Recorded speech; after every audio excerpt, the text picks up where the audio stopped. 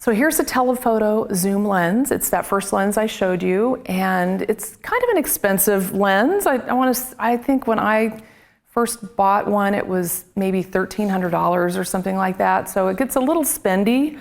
A lot of sports photographers like to use this lens. Portrait photographers like to use it too.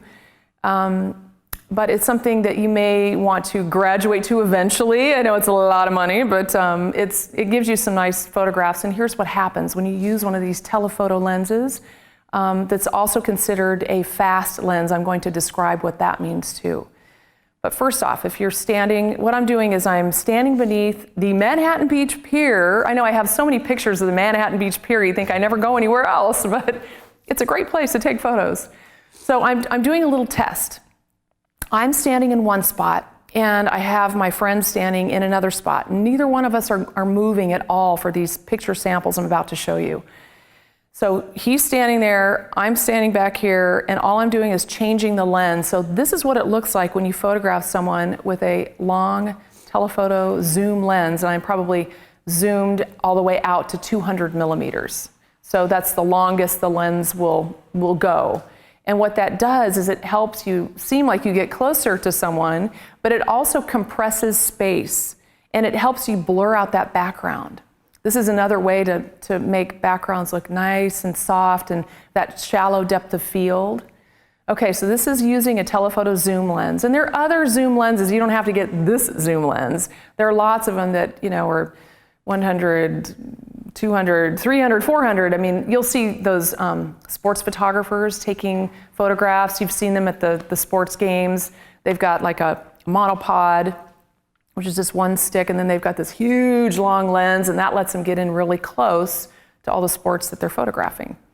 But this is one thing I like to use for portraits because it makes people look great. In fact, I've been to fashion photo shoots where the photographer is like all the way over here and the model's way over there, and they're having to talk on walkie-talkies so he can tell the model what to do, and maybe there's an assistant near the model because he or she can't hear the photographer, they're so far away, but they look fantastic. And that's really a tip. If you ever want to make someone look really good in a photograph, use the longest part of the zoom lens that you can. I'll show you an example in a minute. First we have to get through these lenses. All right, so remember, I'm standing beneath the pier, I'm in the same place, he's in the same place, now I've changed lenses.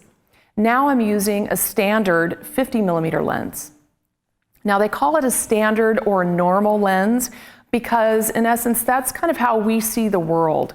That's sort of our view of, through these human eyeballs here, of the perspective, of the angle of view that we see things. Because if you look back at this picture, that's not really how we see. If I'm looking at you, that's not how I see you right now. It's not that blurry behind you. But this looks kind of more as to the optics of our own eye. And 50 millimeters is a great standard kind of lens to start with and play around with. All right, now I'm changing lenses. And now I just put a wide angle lens on my camera. Again, I have not moved, but it sure looks like I have, doesn't it? It really kind of opens up the space. And this is a great lens to use if you love to take pictures of landscapes, or if you just want to, if you're in small spaces and want to make them look larger, maybe you're a real estate agent, want to take a picture of a room and get the whole thing, because that angle of view is now wider and I'm taking in more information. I made a big mistake once. I went on a trip and I was packing lenses the night before and I was trying to be judicious about everything I was taking with me, and they have all these weight restrictions now. So I somehow left out my wide angle lens.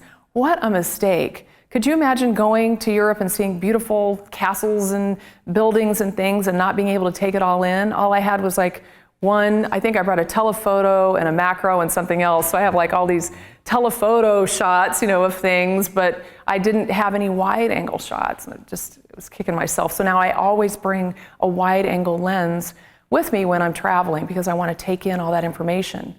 Another thing that wide angle lenses do, which is kind of neat, is they because of the optics, they help you capture a deeper depth of field, meaning that things are more in focus from near to far.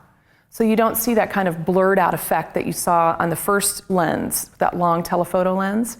Here, everything looks pretty much in focus. So it works out great if you want to capture everything in the background too. So that's the different kind of perspectives or angles of view that you can capture when you're changing your lens.